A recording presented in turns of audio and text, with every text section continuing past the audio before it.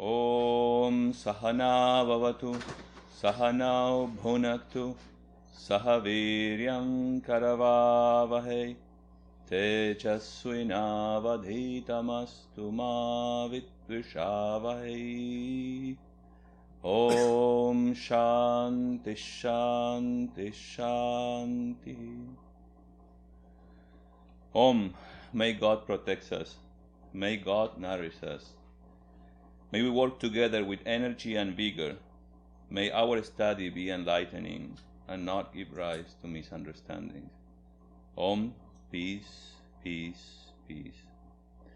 Om Vasudeva Sutam Devam Kamsachanuramardanam Devaki Paramanandam Krishnam Vande Jagadgurum. I salute Krishna, the Guru of the universe, God, the son of Vasudeva, the destroyer of Kamsa and Chanura, the supreme bliss of Devaki. Well, this is the yoga of knowledge, and so far we made it to class number 25. And last class we finished with the verse 52.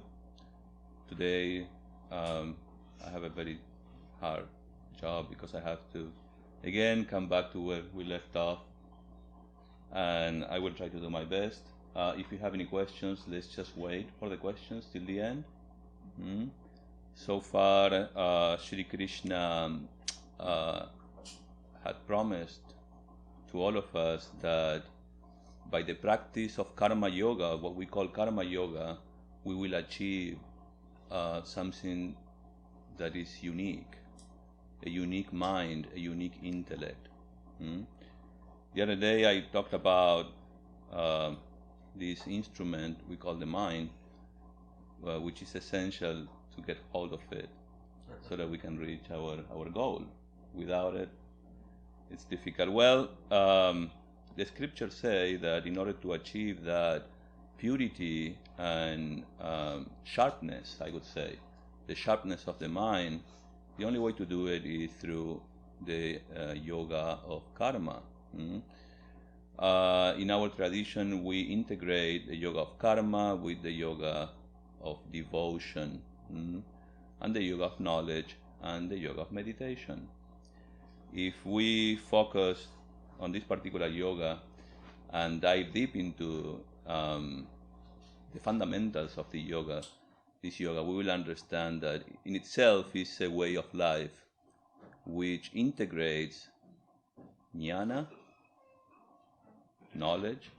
It also integrates meditation in the form of awareness, in the form of constantly reminding yourself who you are, asserting yourself who you are, constant devotion, we call it devotion here, and then of course bhakti is included.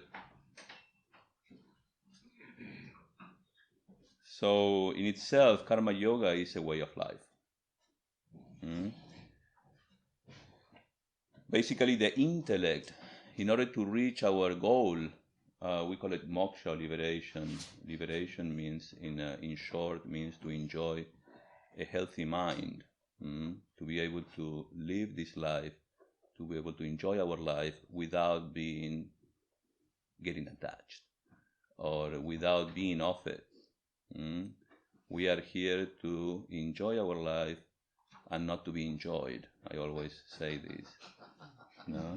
And what happens to us is otherwise we get trapped, we get attached. So how to master ourselves, how to live this life as a master and not as a slave. We talked about it last class that we have to live our life as the actor does. Remember that story? The actor and the beggar. The beggar. I will repeat this story today. So no worries. It's been like a month, right? Because we skipped. It's almost, yeah. It's been a month almost. So, in short, we have to sharpen our intellect. Our intellect must see clearly, and the will must execute with resolution. This is required. We can't be soft here. We have to be resolute, with determination. And the emotion, our emotions, must be purified of all attachment and hankering.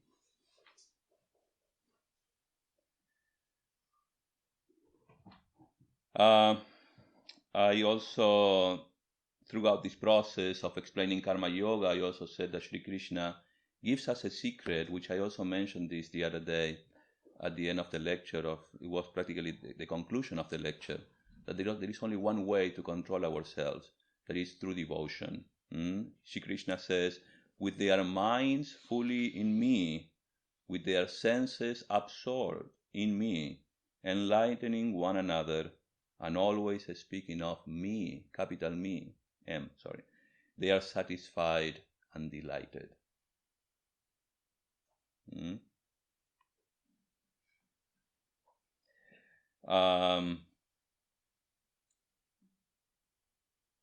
A man may be united with God either through action or through inwardness of thought.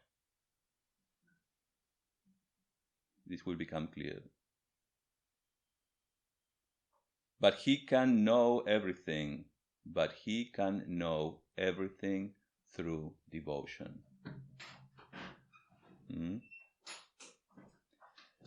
Remember last Sunday, I mentioned this, that the highest aim comes only by the worship of God Himself. So, and it was about attention, right? And here it all comes down to the same thing. We have to call our attention and be reminded of that. The Upanishads call it that, which is the highest, the worship of the highest.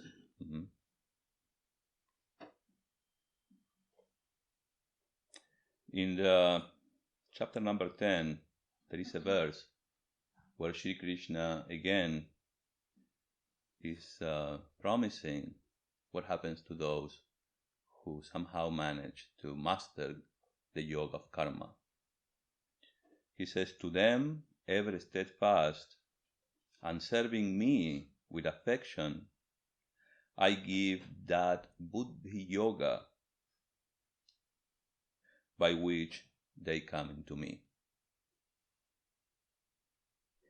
This buddhi yoga means devotion of right knowledge. Devotion of right knowledge through dhyana.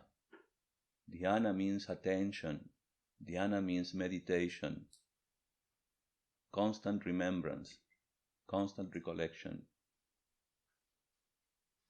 of my essential nature as devoid of all limitations. Again, this buddhi yoga means devotion of right knowledge through dhyana, through meditation, through attention of my essential nature as devoid of all limitations.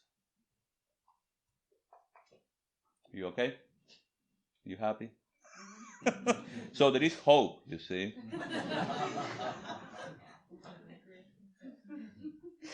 Let me remind you what karma yoga was. I tell you a bit. That's why I started with hope, because now we have to go through the whole process again.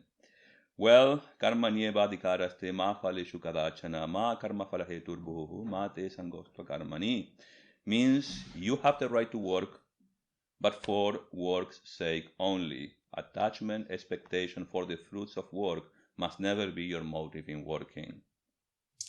Then, okay, I will skip the Sanskrit.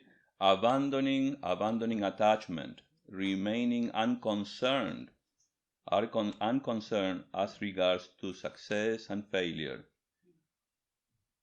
It all comes down to this evenness of mind, is what is called this yoga of karma. Evenness of mind.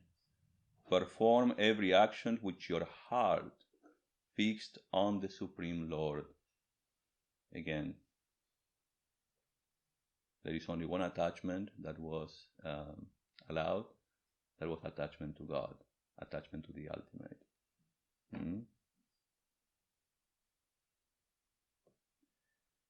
He says, fix your mind on me, place thy intellect in me, then thou shalt no doubt live in me hereafter. If you can do that, then by Abhyasa Yoga, using your mind, by constantly remembering Him, everything you do, just offer it to Him.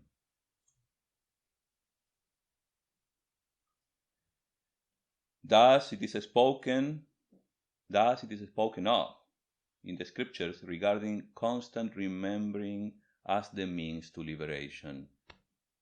This is very important, because here the scriptures are telling us that this constant remembering of God is a means to the ultimate. I will explain again, I will remind you again what is the ultimate, the goal. We call it freedom, but how does that express in our life? I'll tell you. So remembering is as good as seeing. Remembering is as good as seeing. I was, we have a program on the 17th. One of our nuns, Dayaprana, is coming to some bhajams and satsanga with bhajams.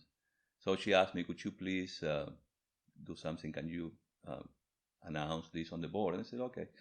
So I was writing something for you on the board so that you can, to remind you about this program. And then it says, what is the secret of this chanting in the name of the Lord? Right? Is because His name and Him are equal. When you call His name, you are calling Him.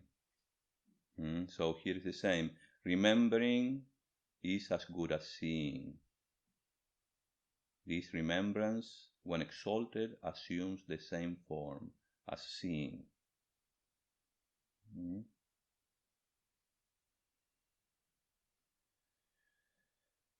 The process of karma yoga is a learning process. Remember that we have to remain in equanimity. That's the yoga, this yoga of evenness of the mind.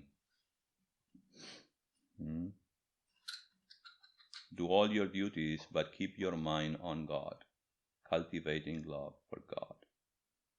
Then work done without anxiety in the calm of self-surrender. We have to seek refuge in the knowledge of Brahman, the knowledge of who we are, the knowledge of the self, that one without a second. We have to disidentify ourselves. We have to master ourselves by the capital Self. We have to stop identifying with this human body and all the labels that we have put upon it. Tattvamasi Ashwataketu, thou art that, thou art the self. Therefore work for work's sake. In the calm of self-surrender, you can free yourself from the bondage of virtue and vice during this very life, to unite the heart with Brahman and then to act. That is the secret of non-attachment. And Brahman, we call Brahman here, the Brahman, the God of the Vedanta. This is yoga. Yoga is the very dexterity of work. Be therefore not a beggar, be unattached. This is the most terrible task of life, indeed. You must all be wondering, how can I work without being attached? Well, just remember God and offer it to God. That's the advice. Even if our very attempt is a failure, and we bleed and are torn asunder, yet through all these we have to preserve our heart. We must assert our Godhead in the midst of all these difficulties. Nature wants us to react blow for blow, cheating for cheating, lie for lie, to hit back with all our might.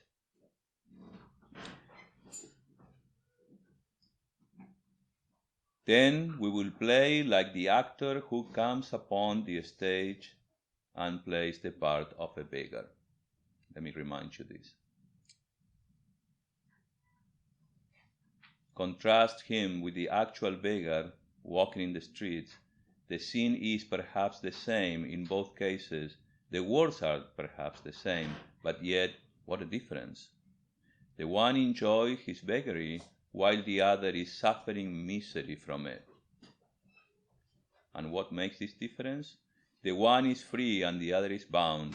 The actor knows his beggary is not true, but that he has assumed it for play, while the real beggar thinks that it is his too familiar state, and that he has to bear with it, whether he wills it or not. Karma Yoga is all about learning, training ourselves to be the master, the good actor, and not the slave, like a beggar.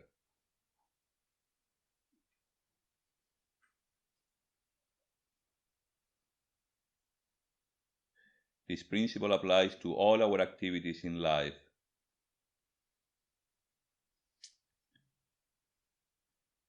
I also mentioned the story of the yogi. Who is a yogi? You have to tell me. A yogi seated in the Himalayas cave allowed his mind to wander on unwanted things. The cobbler in a corner at the crossing of several busy roads of the city is absorbed in mending a shoe as an act of service. Of these two, the latter is the yogi and not the former. Why? Why he's a yogi? He's focused. He's focused. He's doing work for work's sake. But he's not sitting cross legs in the Himalayas. But his mind is not wandering. He's just a cobbler, the shoemaker. Do you think he's the yogi? Yes.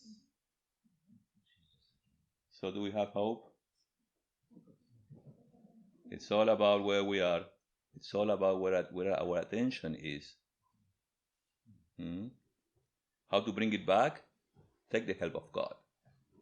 Just remember Him. Him as the ultimate. Him as a means.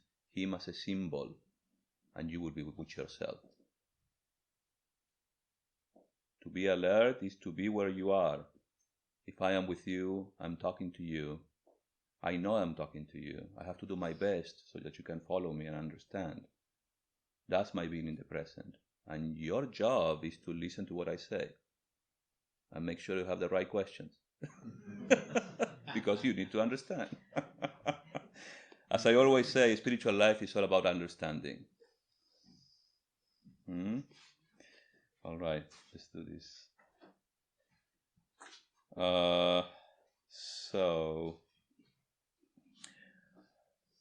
So we have to have the proper attitude. The proper attitude means devotion. Everything we do, we have to do it for the ultimate, the idea of God.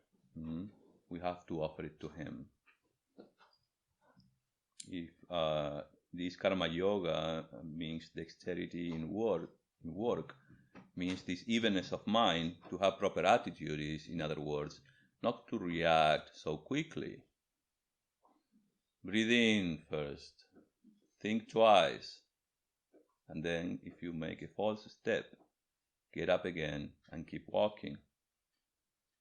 There are no sins here, there are mistakes only. Eventually, we will reach that chitta shuddhi, or the purification of the mind, by doing this.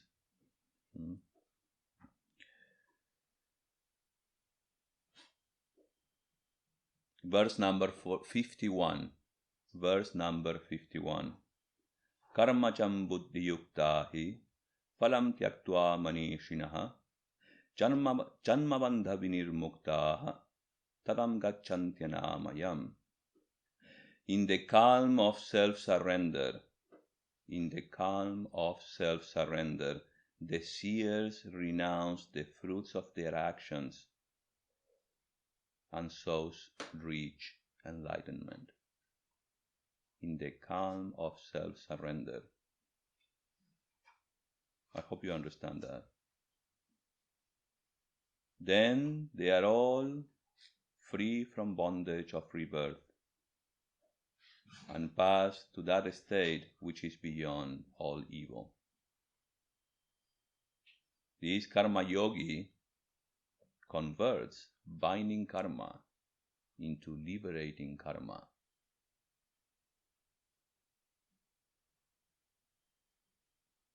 This metamorphosis, this transformation is not by changing the action, but by changing the attitude. What is that state which is beyond evil? That state can be seen by the following. One should have proper attitude towards life and the various experiences that come with it. This attitude is born out of right discrimination, proper perspective, knowing that spiritual growth is more paying than any type of growth. Giving priority to spiritual life, when we start finding meaning in our life, when we start appreciating genuineness in the transparency of living, when we start finding security in ourselves, when we start loving ourselves and caring for others as well, then and then only is when we start opening up to unselfishness. We start feeling for others, and that is essential. That is essential. By this purification of the mind, the wise man now fully understands the goal of life. He knows who he is. He has answers for these questions. Who am I? Why was I born? What is my life purpose? Why am I here? Why do I want to be? Who do I want to be? What are my values? What is the inner life? That man who has reached that state knows the answer of all these questions and develops a new attitude towards life. He or she experiences growth at a mental and emotional level, which is translated into a universal feeling, universal love, universal compassion, the capacity to share with others. With this power, we attain an intellectual capacity that allows us to discover the answers of these fundamental questions.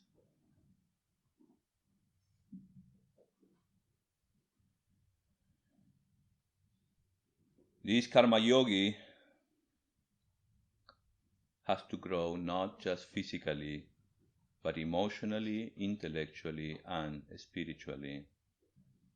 When he reaches his destination, he finds this inner freedom, mental freedom, while living in this very life, where the mind becomes a light and it's enjoyable.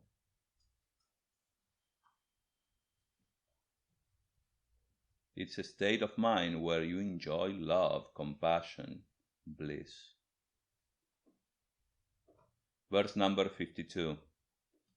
Yadate moha kalilam buddhi veditarishyati tada gantasi nirvedam shrotravyasya shrutasya cha. When your intellect has cleared itself of all its delusions, you will become indifferent to the results of all action, present or future. You will acquire this passion for what has to be heard and what has been heard.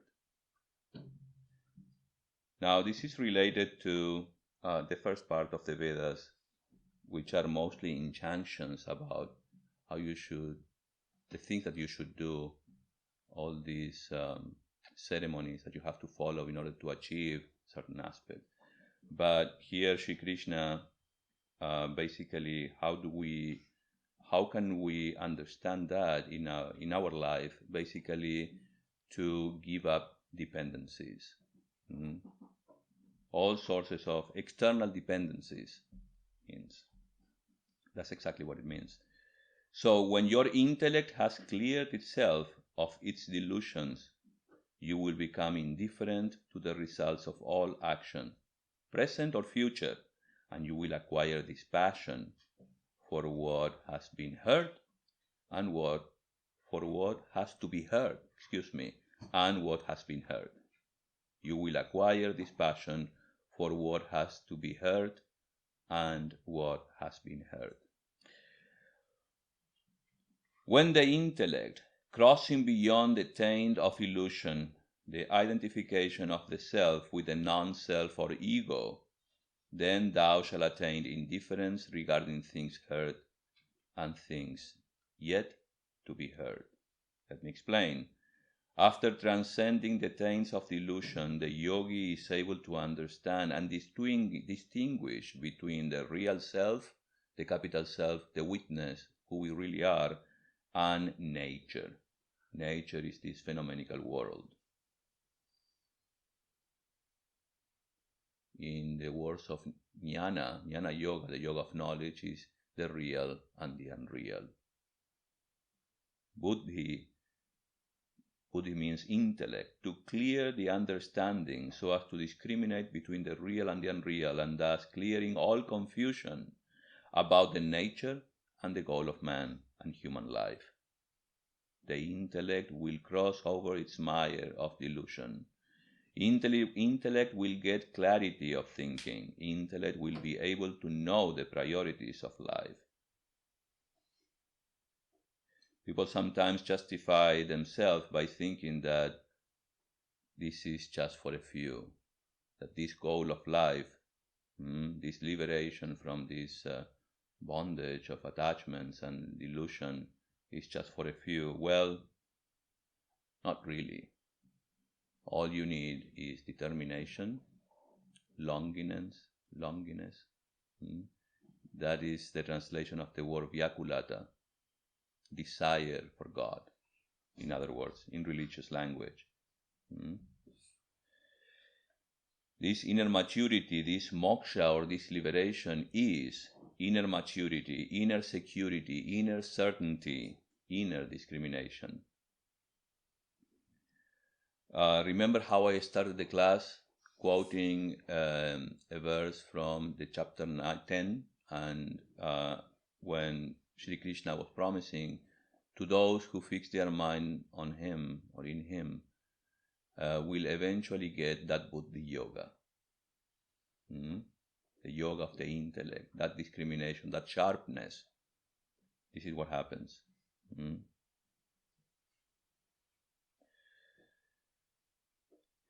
Master, this is from the Gospel of Sri Ramakrishna.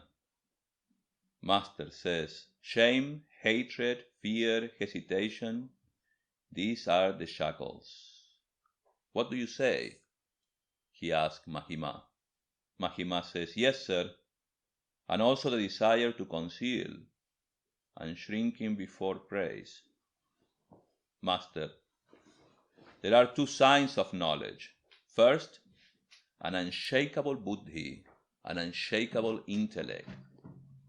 No matter how many sorrows, afflictions, dangers, and obstacles one may be faced with, one's mind does not undergo any change. it is like the blacksmith anvil, which receives constant blows from the hammer and still remains unshaken. And second, two signs of knowledge, unshakable buddhi. And the second is manliness, a very, very strong grit.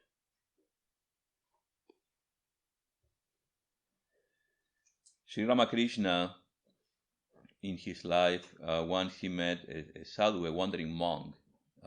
He was a naked man.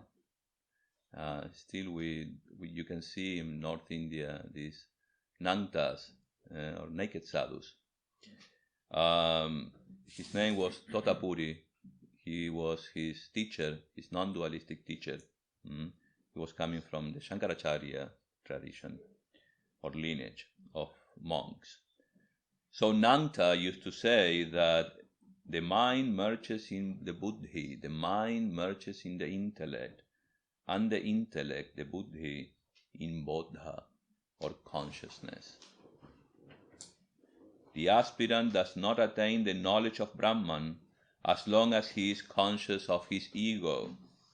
The ego comes under one's control after one has obtained the knowledge of Brahman and seen God. It's quite a goal. Otherwise, the ego cannot be controlled.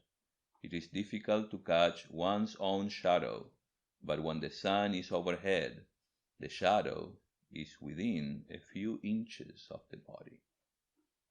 God is realized as soon as the mind becomes free from attachment.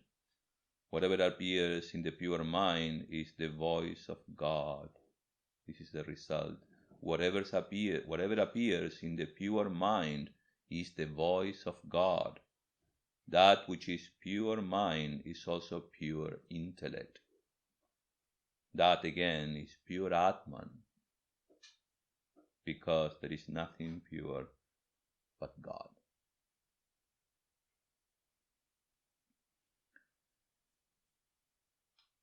The first thing is to get the confusion out of our mind using our intellect. You must all be wondering again, how do we get there? We talked about it in the beginning. It is only through devotion and self-control. We have to get the confusion out of our mind. We should get our mind cleared of all confusion about the nature of a man. The confusion about the nature of a man. What is the nature of a man? Who are you, according to Vedanta? Okay, by now, come on, Nick.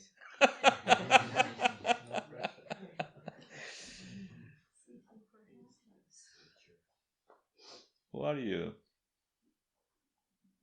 Are you this body-mind complex? Oh, you mean according to Vedanta? Oh, you are the Atman. You are the Atman. What is the Atman? It's basically God, your inner God. Your inner God. Satchitananda. Satchidananda. Existence absolute, knowledge absolute, and bliss absolute. So there should be no doubts about that. We talked about this nature of the Atman when we discussed verses 11 to 25. Now we are on verse number 53. So it's hard for me to get back to that, but basically is the self, the capital self, is who we are. We are spiritual beings experiencing a human, or having a human experience in this life. So first of all, we need to lose this identification about the fact that we are bodies, or all the labels that we put upon ourselves. We are that spiritual being, the absolute. I think I told this again. I can remind you the story of the drop of water who was crying. I was afraid because he was about to lose its identity. He was about to merge in the ocean, and the ocean asked the drop of water, "Why are you crying?" And the drop of water said, "Because I'm about to lose my identity as a drop of water." He said, "No, no, no, no. You will not lose your identity. You will regain your identity as me, as the ocean." And so that's our condition, that although we might intellectually understand this, that we are like a drop of water, and essentially there is no difference between that drop of water and the ocean, still we are attached to our bodies, to our identification, to our idea. You see, I call your name and you turn back. It's natural, because we are living in this nature, and nature has its own power, the power of Maya. So naturally that is very strong in us. However, by constant practice, constant study, constant remembrance of who we are, by uniting our hearts with God, that's the only way to slowly lose this identification and start calling yourself, I'm not so and so, but I'm that. You have to, Swami Dhyanayogananda says, you have to assert yourself. You have to assert yourselves.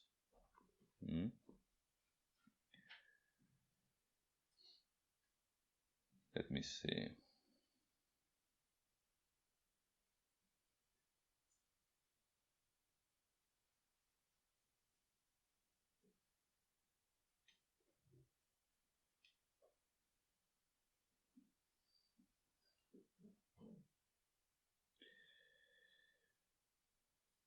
So by becoming possessed of the wisdom arising from the discrimination about the self, after overcoming the turbidity of delusion, when we shall attain the yoga of the supreme reality, which is the fruit that results from the practice of karma yoga.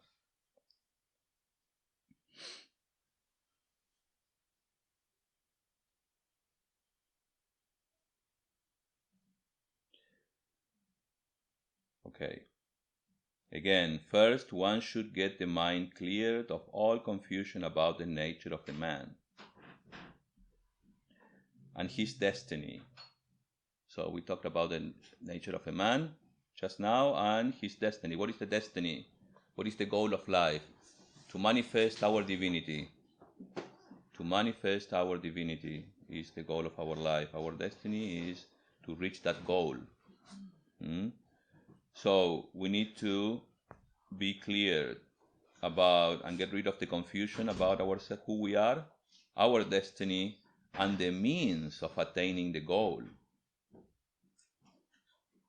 And take to spiritual practice in the right earnest, with the right longing. The more we lead a spiritual life by practicing this yoga of surrender and equanimity, the more indifference we will get of what has to be heard and has been heard.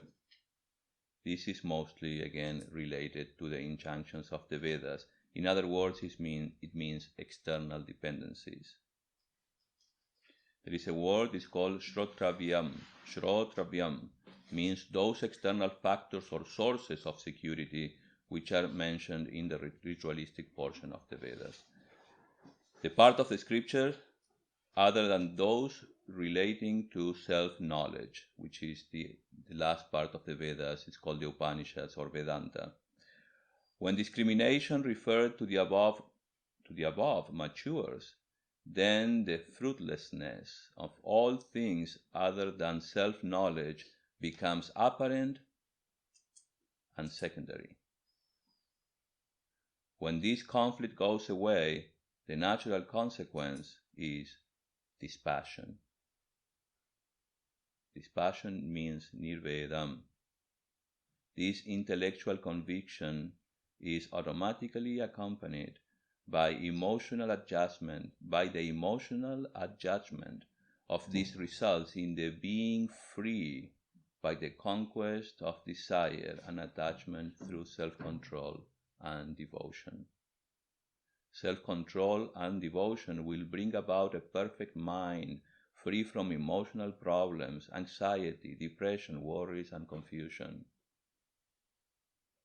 The Karma Yogi develops this passion towards external dependencies, all external sources of security, all external support.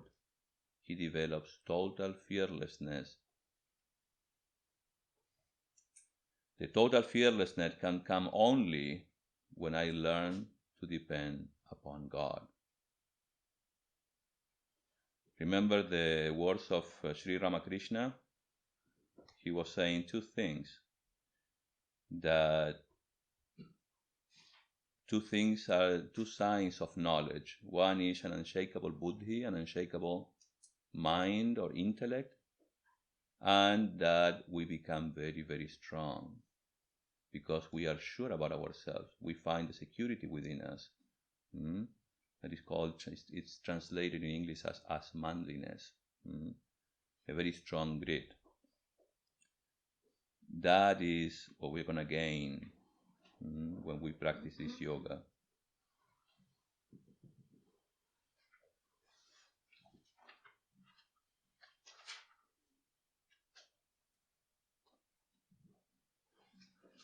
Total fearlessness can come only when I learn to depend upon God.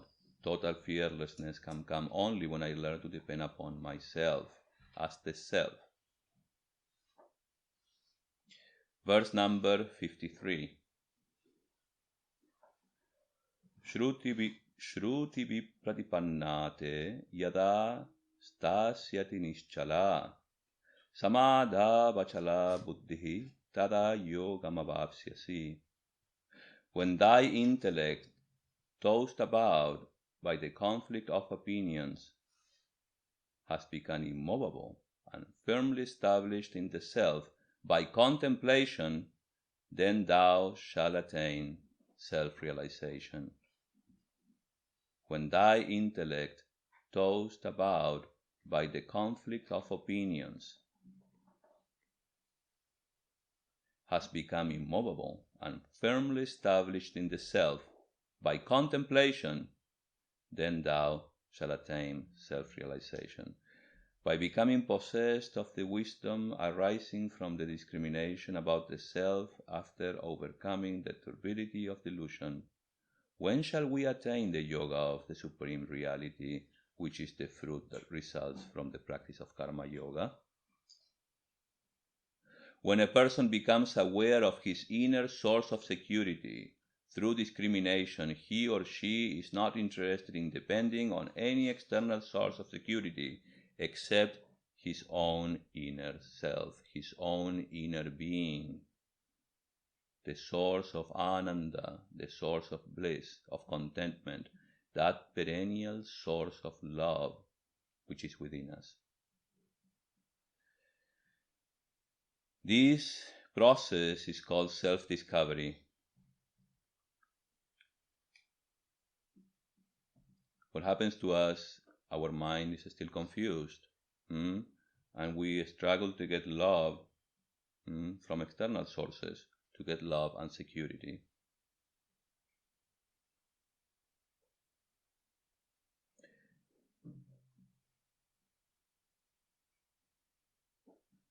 Firmly established in the self, the source of security and love, yoga reaches its culmination here.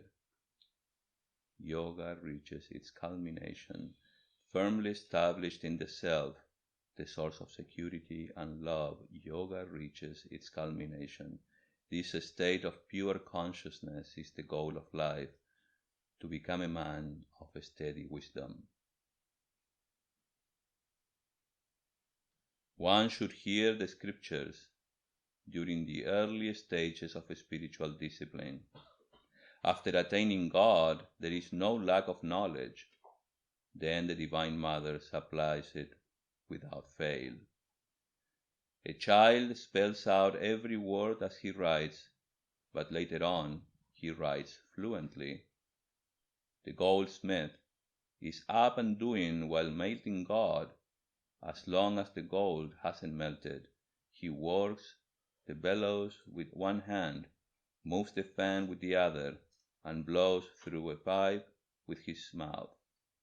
But the moment the gold melts and is poured into the mouth, he is relieved of all anxiety. Who can work without attachment? Such a man is the same whether his work succeeds or fails. His heart does not give one false beat, even if his whole life work is burned to ashes in a moment. This is the sage who always works for work's sake without caring for the results. Thus he goes beyond the pain of birth and death. Thus he becomes free. Then he sees that this attachment is all delusion. The self can never be attached. The capital Self can never be attached. Then he goes beyond all the scriptures and philosophies.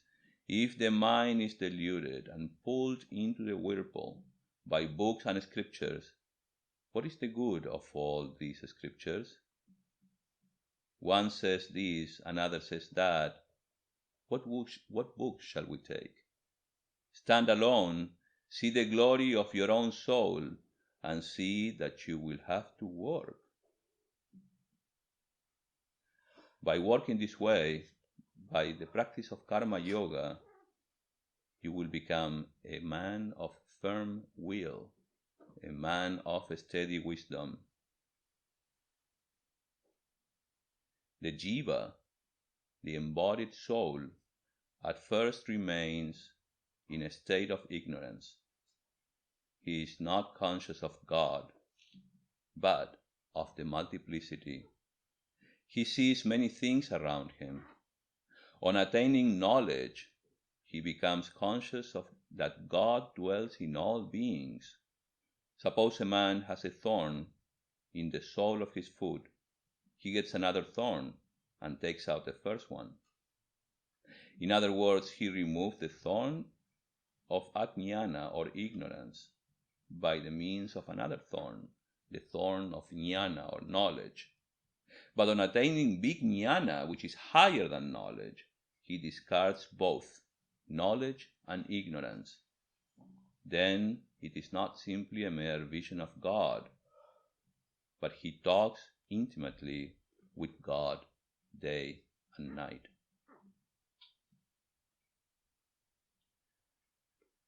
Then, says Sri Krishna, Yada, then you will become a man of steady wisdom. It is called Sthita Prajna. The one who is firm in conviction, the one whose knowledge is free from all doubts, such a man is called a man of steady wisdom. O Arjuna, Krishna says, there is a question: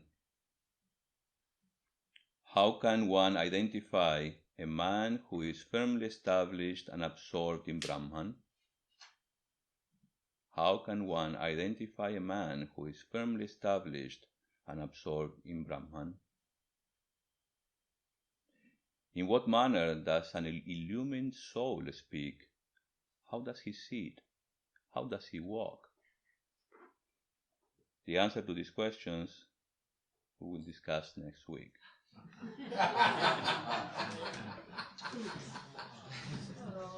Or next class. Now, I was hurrying a little bit and I skipped a few parts because I wanted to get this 10 minutes time for you to put questions, because we are reaching verse number 54.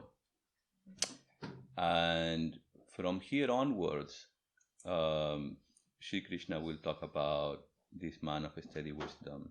Till now, Sri Krishna has revealed the knowledge of the self from verse number 11 to 25, and from 25 to 53, he has revealed how to apply that knowledge in our life. through this yoga of unselfish work, unselfishness, surrendering the fruits of action to God by devotion, by constant remembrance of Him. That's the only way to achieve the ultimate goal, which is a very healthy mind, a very healthy intellect, a sharp intellect, with which we will have no doubts whatsoever about who we are, why we are here, and what it is all about. It sounds yummy.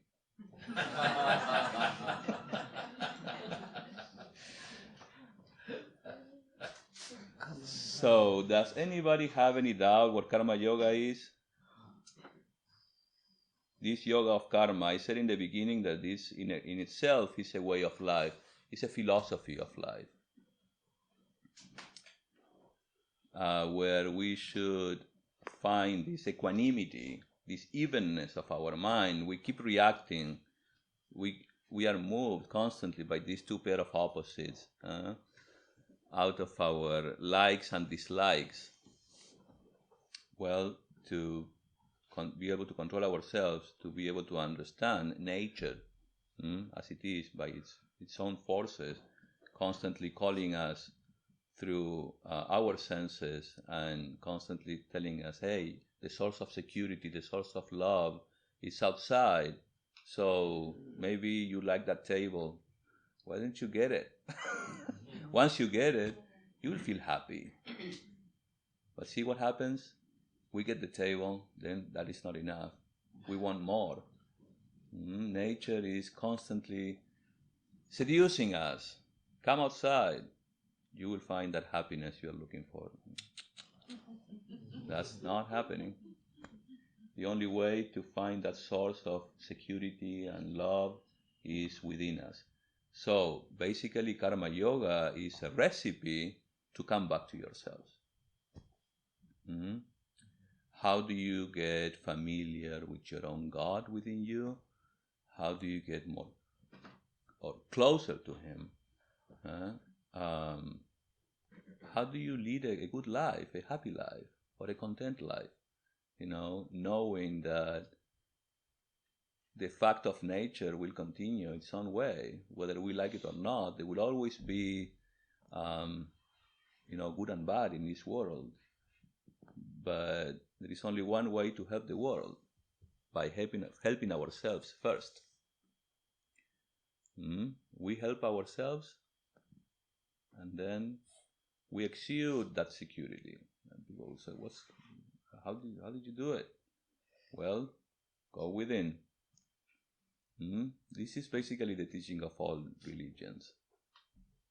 Vedanta is clear about trying to make you understand who you are, what is the field. This Kurukshetra, the battlefield where we find ourselves, which is this world. We talked about it, so that's why I'm just trying to remind you. We talked about it so many classes before. And again, what do I do about it? How do I get to my destination, how do I achieve my goal? My goal is to live this life as a divine being, not as a slave. My life is to be able to live this life as that actor which knows it's the script, which knows his role, and simply enjoys his acting, right? The difference between the actor and the beggar. The beggar doesn't know, but the actor knows. It's just a play. That's the sense we should get about how to live this life. Knowing who we are, knowing where we are at, knowing the means, how to get there by the practice of now.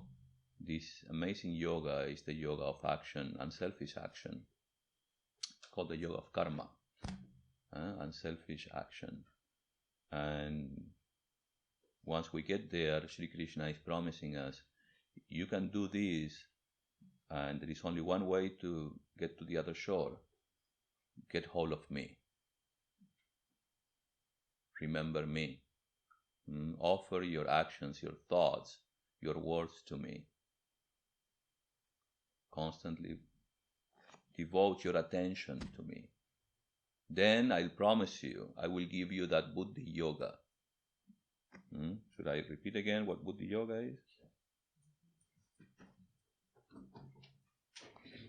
Buddhi Yoga. I love it. Devotion of right knowledge. Devotion of right knowledge. Through meditation, through dhyana, attention. Devotion of right knowledge of my essential nature as devoid of all limitations. Sri Krishna is promising us that sharp intellect. And once we get the intellect, we'll be able to fight in this world like amazing warriors. If we fall, we get up again. If we make mistakes, never mind. The karma yogi knows what's going on, and he is not affected by this good and bad. I know it's difficult, but that's the only way out, is by mastering ourselves. So we have to become like warriors, like, how do you call Kung Fu? He was a Shaolin. We have to become Shaolins here. So that's why we like these superheroes. We love superheroes. Who doesn't? Because they are overcoming themselves, So that's our experience in this world. We have to show that. But there is only one way, again, is with determination. What really will make a difference in our life is our determination, our longingness. I really, really want this in my life. I really want to find myself. I really want to find that peace of mind that I need, that I want. Anything outside is going to be momentary.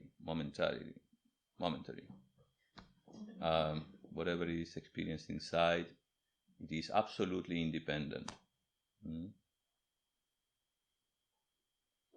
And you can experience that by prayer, meditation, the repetition of the name of God, by the study, by chanting, by singing. Why not? If you enjoy swimming, running, playing, but always remember God. Any questions?